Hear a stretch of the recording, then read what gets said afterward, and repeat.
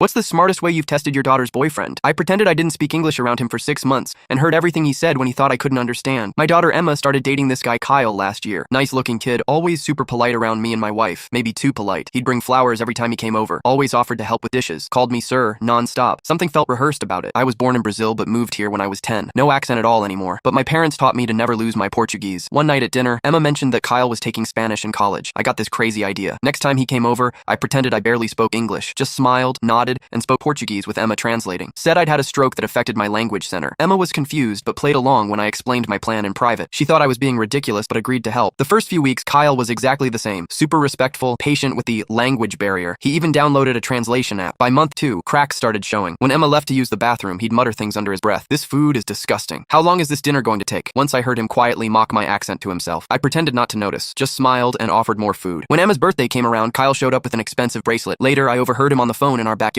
Yeah, I returned the cheap one and got the silver one instead. Her dad's loaded. Gotta look the part. That was interesting. I'm comfortable, but definitely not loaded. We live in a normal 3-bedroom house. I drive a 2016 Subaru. One Saturday, Emma had a shift at the hospital. She's in nursing school. Kyle came by anyway, said he left his charger. I let him in, still doing my broken English act. While I pretended to watch a Portuguese soccer game, he took pictures of our mail, our investment statements, even opened my desk drawer when he thought I wasn't looking. The next week, I accidentally left fake bank statements showing a negative balance and massive debt on the kitchen counter, just to see what would happen. 3 days later, Kyle told Emma he needed space and wasn't sure about their relationship. Said he wanted to find himself before getting serious with anyone. Emma was heartbroken but suspicious. She asked if my test had shown anything. I told her everything I'd heard. We waited to see if Kyle would come back once the fake bank statements disappeared. Sure enough, 2 weeks later, he texted her saying he'd worked through his issues and wanted to try again. Emma invited him over for dinner. He brought the usual flowers, called me sir again. I served his favorite meal, the one he'd called disgusting behind my back. Halfway through dinner, Emma started speaking to me in perfect English. I responded the same way. Kyle froze with his fork halfway to his mouth. You speak English? He stammered, looking at me. I've spoken English for 35 years, I said. Almost as long as I've been able to spot guys who date my daughter for her money. The color drained from his face. Emma placed her phone on the table, playing a recording of him from last week. Once I'm in with her family, her dad can hook me up with one of his doctor friends. Then I'm set for life. He tried denying everything, said I misunderstood, that my English must not be good enough to understand context. Emma held up his phone. He'd left it unlocked when he went to the bathroom. And these texts to your friends about my rich family you plan to use? Am I misunderstanding those too? He grabbed his phone and stormed out, called Emma crazy, called me a sneaky old man. Emma cried that night, but told me the next morning she was grateful. 6 months of hurt is better than years of lies, Dad. Kyle's now dating the daughter of a car dealership owner. Emma's with a guy she met at nursing school. He brings homemade cookies instead of store-bought flowers and talks to me the same way whether Emma's in the room or not.